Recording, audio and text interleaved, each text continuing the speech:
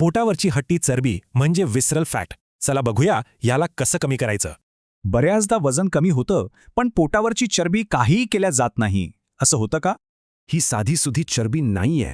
ही आहे विसरल फॅट, जी अनेक गंभीर आजारांचं मूळ आहे. पण एक चांगली गोष्ट काय आहे माहितीये? ही धोकादायक असली तरी कमी करायला सगळ्यात सोपी आहे. आपलं पहिलं शस्त्र आहे कॅरोटिनॉइड्स. चला आहारापासून सुरुवात करूया. सोप्या भाषेत सांगायचं तर फळं आणि भाज्यांना जो रंग मिळतो ना, तो यांच्यामुळेच. हे शरीरातील स्ट्रेस कमी करतात आणि फॅट जाळणारे जीन्स ऑन करतात.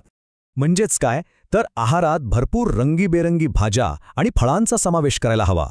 एका जपानी संशोधनात तर फक्त 8 आठवड्यांत विसरल फॅट कमी झाल्याचं सिद्ध झालंय. आता पाहूया आपलं दुसरं शस्त्र, ग्रीन टी इफेक्ट. ग्रीन टीमध्ये असतात कॅटेचिन्स. हे अँटीऑक्सिडंट्स तर आहेतच, पण फॅट कंट्रोल पण करतात. यांची खासियत म्हणजे हे मेटाबॉलिझम वाढवतात आणि फॅट शोषून घ्यायलाही अडवतात. एका स्टडीनुसार दिवसाला साधारण 600 मिलीग्रॅम कॅटेचिन्स घेतल्यास उत्तम परिणाम दिसतात. एका 12 आठवड्यांच्या अभ्यासात कॅटेचिन्समुळे विसरल फॅटमध्ये लक्षणीय घट दिसून आली.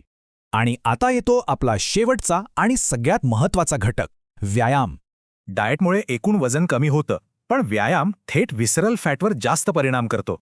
एका स्टडीमध्ये तर आठवड्यातून फक्त 2 सेशन्सनी विसरल फॅटमध्ये 48% घट झाली.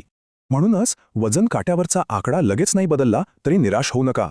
संशोधनानुसार HIIT आणि ॲरोबिक व्यायाम विसरल फॅटसाठी सगळ्यात प्रभावी ठरतात. पण थांबा, रेझिस्टन्स ट्रेनिंग ही महत्त्वाचं आहे. त्याने स्नायू आणि मेटाबॉलिझम टिकून राहतात. व्यायामाची तीव्रता ओळखण्यासाठी टॉक टेस्ट एकदम सोपी आहे. तुम्ही किती बोलू शकता ह्यावरून ते कळतं. मग या सगळ्यामध्ये यशाची गुरुकिल्ली काय आहे?